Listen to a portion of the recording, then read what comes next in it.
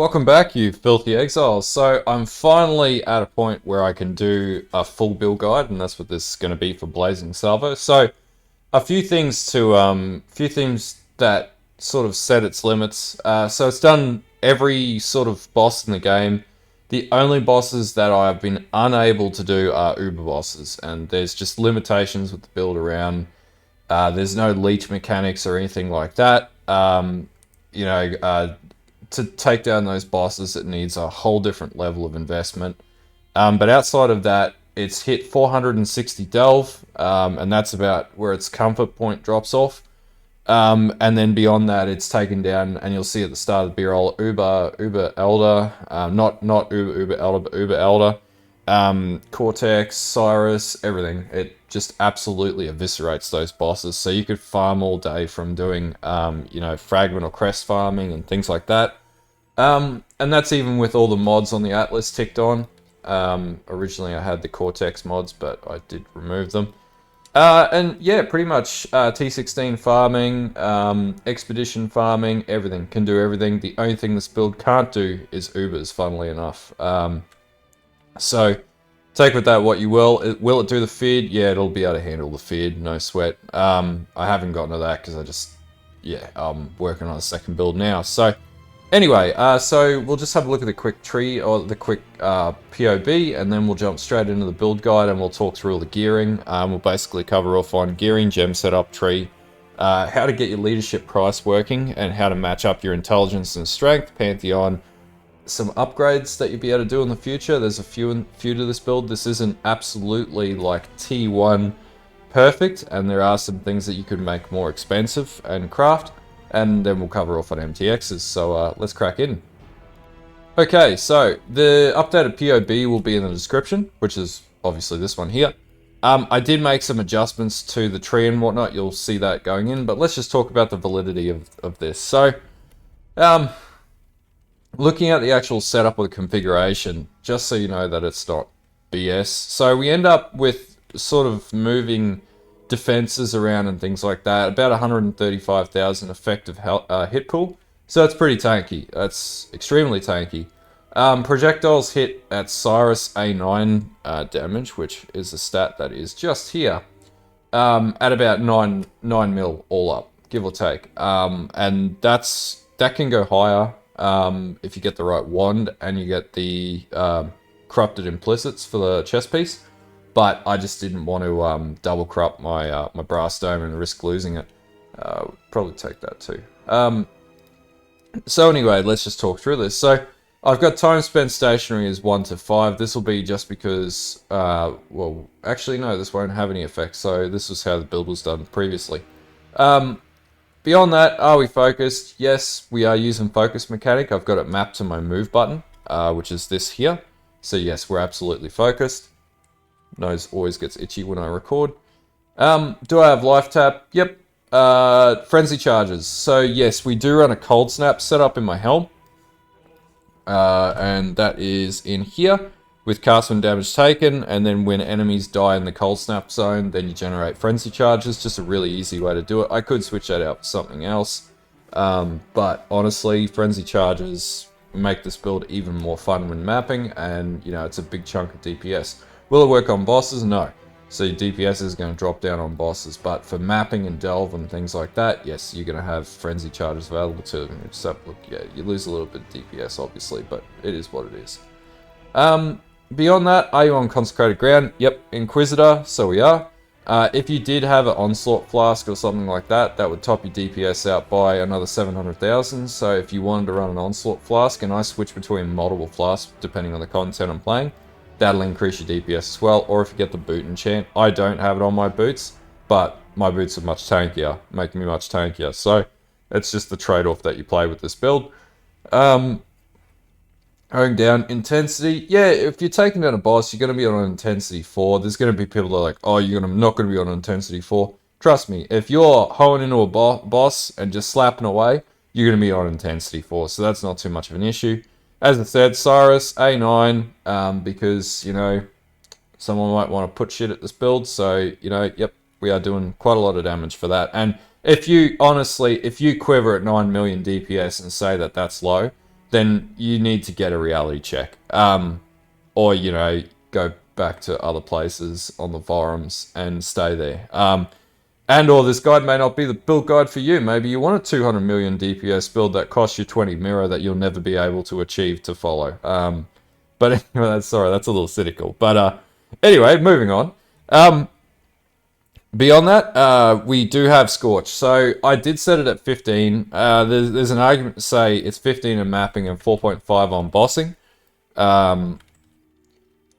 Or 4.5 on bossing. The jury's out to whether that's valid or not. Same with Brittle. You might have like 5% while bossing. That could potentially change your DPS down further. And SAP doesn't really affect your you know, damage more so than it does actually affect your defense. So that's pretty much where I've got. So just set everything at 15% basically.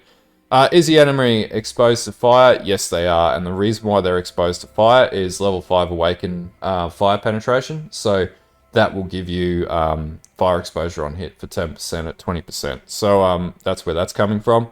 And enemies on consecrated ground, that's obviously we're an Inquisitor. Now, you could run like a... you could run the Infernal Cry skill.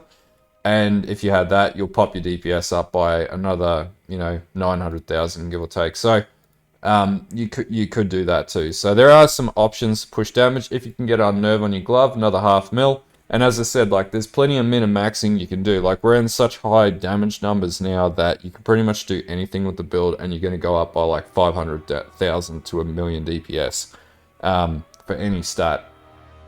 So anyway, that's just something to keep in mind if you want to play the build or you're playing through the build and you want to adjust the damage. And also you could drop the defense and increase the damage too. There's also that as a potential. But anyway, let's jump into the next part, which is gearing, and I'll talk through how we get the item or what items get us to this point. Okay, gearing. So, helm, we're just running a Burgeonet, however that's pronounced. So, target stats were life regeneration and regeneration rate, in which I have on here. I've got about 110 maximum life, and I also have cold res and a lot of armor, which is where my defense comes from. I think I cap out at just shy of 60,000 armor overall. And then my implicits, I've got 30% regeneration of mana rate, and also fire damage to spells. You could get like life reservation efficiency would be another one that a lot of people get, but that's what this is the route that I've went. My wand, this is not the best in socket one. The best in socket one would be all of these attributes with +1 to spells and like 100% +1 to fire spell skill gems, and then 100 or 90% spell damage instead of fire damage. That being said, you want to target crit, multi, cast speed, and flat spell damage, and then any other, and also fire damage to spells as well. Adds fire damage to spells. Really easy for one. Chest piece, brass dome, pretty simple. 6 blanket, 4 blue, and 2 red. And then we've got the amulet, which is leadership's price, and you want to roll charisma. And the way that you do that is you use a corrupted vial on it, I think it's called. Which is a little bit expensive, but you know, other people run Golem's Blood. You could run Golem's Blood. Your survivability will go up, but your damage will drop. And also you won't be able to run as many auras efficiently. I sit at like 54 mana at any one point in time, and I have no issues casting on that with the amount of regeneration. But anyway, Brass Dome's the next item. And then we're also running the Pandemonium, just a really heavy set shield. So a lot of people, other people running this build run like a +1 to fire skill gem shield. I'm not so inclined to do that. I wanted defense, so I just targeted resistances I needed to cap out. Chaos res, 150 life regeneration, and 100 plus, or in this case 137 flat life, which is why my health pool is nearly at 7,000. And then this shield has 1,000 armor, so it's really good. And sorry, we'll get back to the leadership's price too. We'll talk about this in a whole section of this video, because this one's a little bit more tedious. The Scorching Conflicts, Brittle Conflux, and the Sapping Conflux stat require a little bit of balancing the tree to get to. Rings, I haven't really changed the rings at all. I've 20% caster quality them now. But literally just resistances, life, cast speed, and dexterity, and that's just both rings are exactly the same, no difference between the two. They just manage that they balance me out to maximum resistances. Gloves, I actually managed to craft these gloves. So I have +2 to level of socketed AoE gems. You don't need this, but this just means that you can get your Zealotry up to level 23 and your Herald of Ash up to level 22. And then beyond that, I've got increased armor, flat life. I also, the most important stat that you need on these is the increased attack speed and cast speed while focused. So when you hit your move button, you'll be focused, and then that'll increase your damage significantly. So that's just something to keep in mind there. And then on mine, I've got crafted life regeneration rate, so master crafted life regenerate. Belt, this one's a bit of an XE belt, so this is probably about 5 or 6 X worth. So this is a flat life and percentage life hunter belt. You could actually make this belt yourself. All it would take is getting a hunter orb off Sirus. Hunter orb off our herdsman. And then basically hitting that onto an 85 or 86 plus Stygian Vise base. And then just spam it with pristine fossils or whatever fossil combination you need to get your resistance and whatnot until you get that roll. In my case, I've got 125 life regeneration per second, 12% maximum life, and 117 flat life. And then I've also got some fire and chaos resist. And that's how I get a lot of my regeneration rate up, because I have 2000 flat HP regen on this build. With the Hypnotic Eye that's in it, crit multi, fire damage to spells, 30 to max life if you can get it, and I've also got 2% of damage taken is recouped as mana just for extra sustainability. And then finally on my boots, I picked these up on the market. So I've got Chaos Res, cannot be chilled, movement speed. Now ideally you want Onslaught on your boots, but in this case I couldn't get it, so this was just a much more survivable set of boots. I did get flat increased life regeneration rate and flat life regen, and then also got the implicits to a pretty ridiculous point. So I've got actually they're just lesses. I just spammed the implicits until I got the right rolls. And that's pretty much it for the gearing. Outside of that, flask, just an internal flask will get you through. Bottled Faith, I'm running that in the final build. If you can't get a Bottled Faith, just any sulfur flask with cast speed crafted on it. Dying Sun, this gives you more projectiles. Granite Flask with a +5 charges at least on hit, so that's when you get hit or you block, because this is max block. You'll get charges, and then it'll sort of self-perpetuate. And then I've also got increased armor roll on this as well, and this is exactly the same for my Quartz Flask. And I've got all these flasks, except for the Health Flask, set the trigger when charges reach full. And then, you know, depending on the bosses, I'll have an Amethyst Flask, which gives me increased charges when I get hit, and also armor. And then I also have a Quicksilver Flask for mapping, which avoids stun as well, because this build isn't stun immune the way that it's set up. But I deal with that in the Pantheon at a certain level. But anyway, that's it for the build, for the actual build setup for this one. So it's not too crazy now that we're two and a half weeks into the league. But yeah, it's pretty good. It'll get you through. Anyway, let's jump into the gem setups.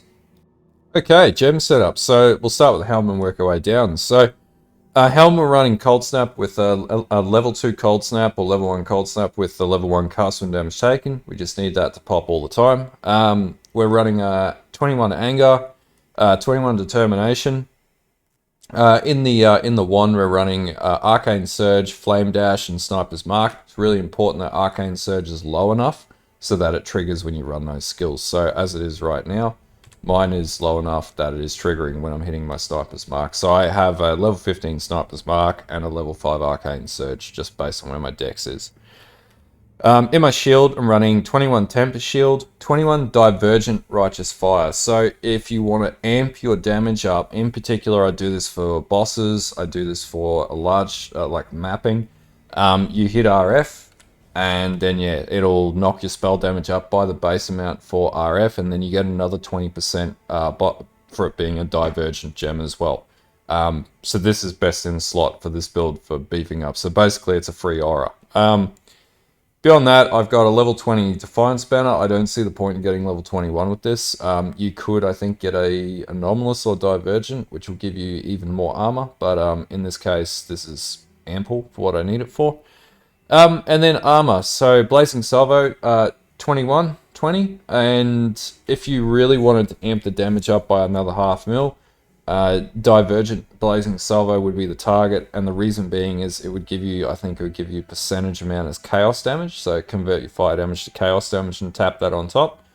I do have Awakened Spell Echo in this build. If you can't get Awakened Spell Echo, I think Divergent Spell Echo is the better is another alternative, but just save up. You're going to be delving, so hit a few Crystal Kings. There'll be another video, by the way, and just get yourself a Awakened Spell Echo and level it up. Intensify, level 21. Awaken Fire Penetration. You can buy these for like 1.1x now at level 5, or maybe even lower since we're 2 weeks in.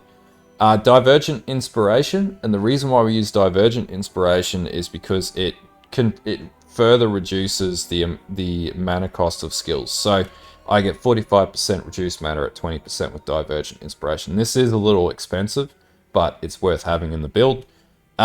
Pinpoint, I haven't done 2120 on this. It'll give me a minor damage increase, but you know, if you want to be a stickler for that, then you can. Beyond that, Divine Blessing and Zealotry. So Divine Blessing is a temporary aura, so you'll see it down here. So you tap this when you're in a fight, and then your damage will go through the roof.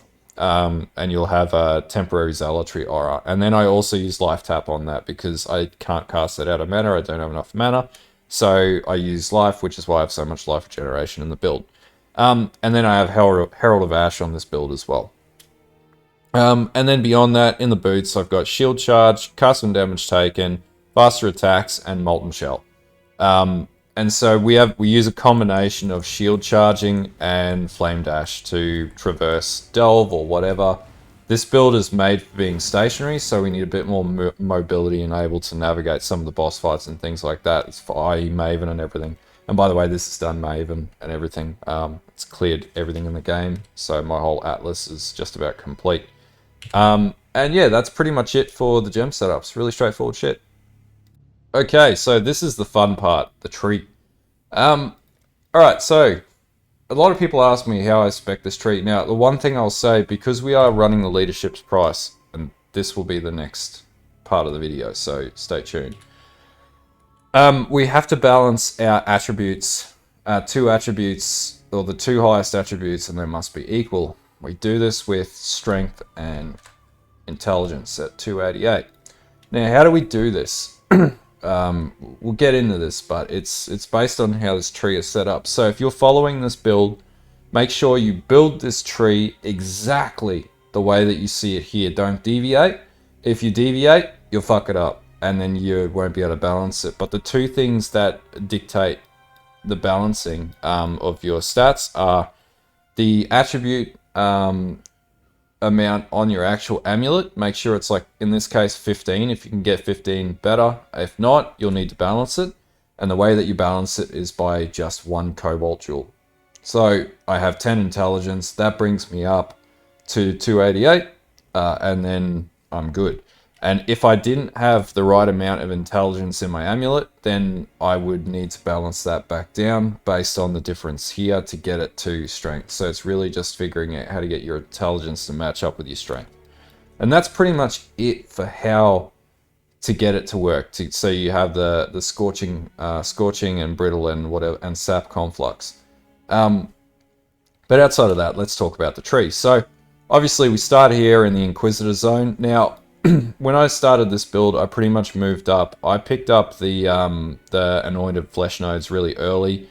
Quick recovery, up to heart and soul, up to mental rapidity, cruel preparations, and also mystic bulwark's really good when leveling on this build, because it does give you that increased spell block and a lot of mana regeneration in that early sort of leveling phase. And then we come up, I do have a Watcher's Eye in the build, and the Watcher's Eye that you need to target, and this will be in the POB, primarily the 47% increased critical strike multiplier while you have anger is the most important stat on this. Because that crit multi is going to be a bit of a game changer, though I did get a double roll on Zealotry, so this one was a little more expensive. But it's still achievable, or you could just farm it. But yeah, if anything, get the crit multiplier while you have anger, and that should now be a little cheaper. And then we come back down and we go to Purity of Flesh. We want Sovereignty because we want to be able to manage auras, and then obviously the reservation efficiency in the aura node. Arcane Potency as well, and we also want the 25% increased critical multiplier against unique enemies, and that'll just make it easier to rip bosses. So once you've got all that, then you'll work down, you'll grab Retribution, Discipline and Training, Holy Dominion, Light of Divinity. Now the next part's interesting. So you'll see all these sort of nodes are washed out by the Glorious Vanity that we have, and we have a Doriani Glorious Vanity.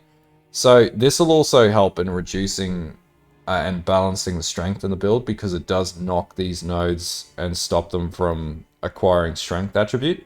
So keep that in mind. To get this to balance out, you do need a Glorious Vanity in the build, which is frustrating, I know. But it's how it works. Now, this isn't the best in socket Glorious Vanity. The one that you want is over 6,000. I just haven't balanced it, and the reason why is you'll get health stats on these nodes here. But that's really about it. But anyway, you come down to manage mana, Righteous Decree. Other builds don't use this. I use it. I don't know how they're managing mana. If they're running out, then that's a real problem mid-fight, whereas this makes sure that you have a higher pool of mana and you also have reduced costs. So this has worked for me, and honestly, everybody I've recommended this to, it's working for them too. So Glancing Blows, then we come down and we get Tireless and Life Mastery here. So we need Tireless for that reduction to mana cost further. And then we'll come down, we'll pick up the Corrupted Soul node once you have your Glorious Vanity. If you haven't yet got your Glorious Vanity in and you're leveling up, don't waste your time in taking this. It'll give you whatever the crappy node is that's in there that doesn't do anything for you. So just wait and allocate it when you do have this in here. We then come to the right and we get Iron Will, which means that our strength bonus is then applied to our spell damage.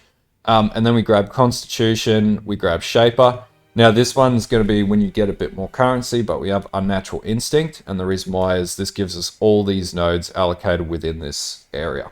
So we chuck that in there too, and unfortunately that's like 10x. So it's not a straight away thing. Farm a bit of Delve, and yeah, buy that one once you're sort of maxing mode, once you get past like level 80 or something like that, and you need that little bit of a boost. And then you come back down, you'll grab Barbarism. You need the dual socket node here as discussed. I went and got Juggernaut. I've come down and got Warrior's Blood, Heart of the Warrior. And before you move down here, you want to grab these resistance nodes here. So Prismatic Skin and also Max Fire Res and Elemental Resist. This is going to give you more survivability. And also picked up the 12% increase to resistances and 7 to Chaos Res as well. And up here, we get our Corrupted Blood from this wheel as well, so that's where we get Corrupted Blood immunity. And then finally we come down and we grab Solar Steel. We want the Determination, increased mana efficiency, mana reservation efficiency roll on this node as well. And then we come down and get Bloodless, and it's pretty straightforward. This is at level 95, so this is in a level 100 tree, perfectly doable with this build. I did sort of bottleneck at 96 because I keep trying to take on ridiculously hard content in the game. I keep dying, and I always have this problem. But yeah, if you're doing pretty moderate to hard content in the game, you'll have no problems leveling past 95. And if I was going to go past 95, I'd be picking up like Firewalker and just leveling off some more health and whatnot nodes. But yeah, that's pretty much it. As far as ascendancies go, you're going to get Sanctuary and Pious Path first. Always gives you the regen. Then you'll get Augury of Penitence. This is going to reduce the amount of incoming elemental damage to yourself and also increase your elemental damage to enemies. And then you're going to get Righteous Providence, and this is going to give you a lot more crit percentage and get you up to 100% along with the brittle stat. But yeah, that's it for the tree. It's not overly complex in any way, shape or form. It just takes a bit of balancing. Follow it exactly the way that it is in the POB. And get the same stats for both the amulet and the cobalt jewel, and you should get to 288 intelligence and 288 strength very quickly. But yeah, anyway, let's jump into the next part of the video. Alright, so Pantheon. I always used to leave this one out. So I do have Soul of Arakali. This is to basically combat Dot, which could be the only thing that really hurts you significantly outside of Uber bosses blazing you with single hits and your block failing. And then I run Soul of Tukahama, which just gives you life generation while you're being stationary. And also, as you're being stationary, you gain up to 9% physical damage reduction, which is really good if you're taking on physical damage enemies. Otherwise, you can rebalance this in any way that you see fit. But this is what's worked for me. Deals with debuffs, and you also get increased life regeneration rate if you've stopped taking Dot over time, which is really important. But anyway, let's get into explaining this leadership's price stuff. Okay, leadership's price. So obviously, as mentioned, this is the item that this build is based around. So it doesn't really matter what the maximum stats are, because we get so much maximum resistance overcapping from all of our gear in our tree. You can afford like this one. It's not great on fire, but quite frankly, I'm tanky enough that, you know, if you want to get to 90, was it cap is 90, 95, 90%? If you want to get to 90%, you know, you can target it, but, you know, I think they're going to even nerf it down to 85% next league or something like that from what I've heard in the grapevine. So anyway, it's not too much of a problem. But anyway, to get, as noted in, I guess, the path or the skill tree part of the video, pretty much all you need to do is make sure that there is no gear on your entire build that gives you any attribute stats at all. So just no attribute stat gear at all, except for the amulet. Like, if it has attributes on it, you can't use it, basically, because you create a balancing issue with the build. And if you operate with that premise in mind, then really the only two things that you need to then balance is a combination of the all attributes roll on the amulet itself and the tree. So, because the tree natively moves in kind with I guess, the build and also balancing out attributes. So, one of the ways that you manage it is by having the Glorious Vanity. As mentioned, this will knock out all these nodes here that it corrupts, and that'll stop them from applying strength, which means it brings your overall strength stat down, but it means it gets closer to your intelligence stat. And then beyond that point, all you really need to do is chuck in a jewel into the tree, which sort of, you look, so you just take your difference between these two, and then you bridge that difference and move your intelligence up by that difference. So if I was to take this out, it'll be 10 less. So I just needed to add in a jewel that does 10, and you can get a roll up to 16 intelligence in you know, different jewels to be able to make that work. So that's really how you balance the intelligence and strength. The other thing too to sort of keep in mind is to try and work in rounded values. If you notice that I have, so everything goes up in allotments of 5 and 10 on the tree, right? So if you keep that in mind mathematically, right, you simplify the problem, because if you have an amulet with a roll that's like 13, right, then you actually need to put a jewel in that's, you know, got 12 on it, and you start moving around with single digit numbers, and that makes this build a lot harder. Whereas the tree and the way that it scales is generally in multiples of 5 to 10. So, you know, every node in here is in 10. So why complicate the problem? Why complicate the mathematics behind balancing that out? If you keep it to a rounding of 10, then the tree is only ever going to natively go up in those roundings, with the exception of this here. Obviously it's 288, it's not perfectly rounded to 10, and that'll be based on how the base stat increases as you level up. But you can control the way that you balance it by sort of pushing that down. So the base stat might be uneven, you know, and when I say that, as you level up, you get so much intelligence, strength, and dexterity, right? And that might be going up in 1 or 2 points per level, depending on the level you are, but it'll always be equal. So any other stats that you introduce are completely controllable.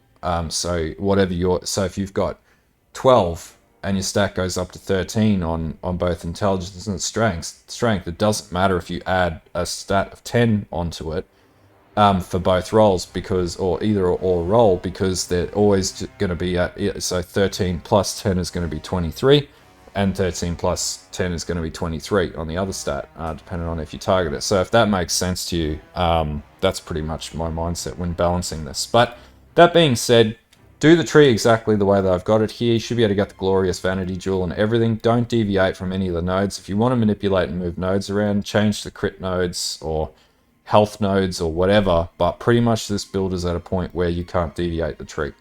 But that's pretty much how you get your confluxes. It's really simple. That's the simplest way that I can explain it. If you're having trouble with it, literally all you need to do is take your 2 stats here and go, okay, what's the difference of intelligence and strength? And then you just need to catch one up with the other stat. So if you've got a deficiency in strength, then you need to have a look at the tree and go, what nodes do I need to allocate to get the strength up to where it needs to be? And the reality is you'll be moving this around for a little bit in the build as you're leveling up. You're not going to get to confluxes until like level 90 when you've got enough nodes in the tree where you're really just looking at the actual attributes, like health and things like that within the wheels. But hopefully that makes sense and sort of puts everything into perspective. Okay, lastly is just the MTXs I'm running. So I'm just running the Elder Helmet, Elder Body, Elder Boots, and Elder Gloves. And then I do have Archdam Ice Effect, Fire Footprint Effect, Elite Amber Weapon Effect, Soul Harvest Cloak, which was really cool, and I got all the kills, so I have 3 skulls on it, which I think is dope. And then Vulcan Shield, I think that was from last league. Now, the one that you guys won't be able to get, because I like to play with it, is the Regal Rower and the Rower. Those are from like previous. This is like when you're a beta player. So, yeah, it's showing my age. I forgot. I got a Watcher's Eye. Bam. MTX. And the Devourer Portal. So, obviously, I went to ExileCon, so I'm a nerd, and I've got that. And then I've also got the Bottle Faith and the Dying Sun as well, which I didn't have in the right slot. So yeah, that's it. That's it for MTXs. Yeah. Anyway, let's get into the last part of the video. Okay. Hopefully this build guide sort of gets you over the line. I had a lot of fun playing this, and I definitely have seen a lot of comments of other people who have started this build and basically they've had a lot of fun playing this build. It was a little challenging in the first couple days, but quite frankly, I league started with this, so. You know, anyone who says you can't league start with this, they're cray-cray. And also, I work full-time jobs, so I'm not a full-time streamer or anything like that. So, it is possible to do. How I got my currency, as I've mentioned in streams and everything, I literally just farm Delve and Crystal King.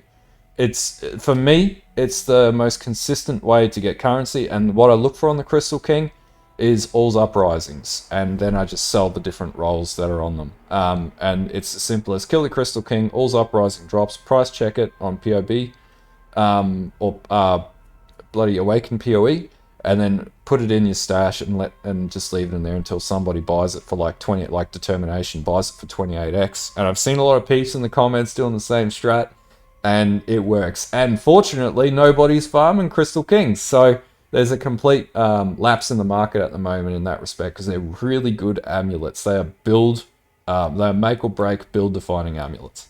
But anyway, until next time, hopefully this gets you over the line. Don't forget to like and sub, and yeah, have a good one.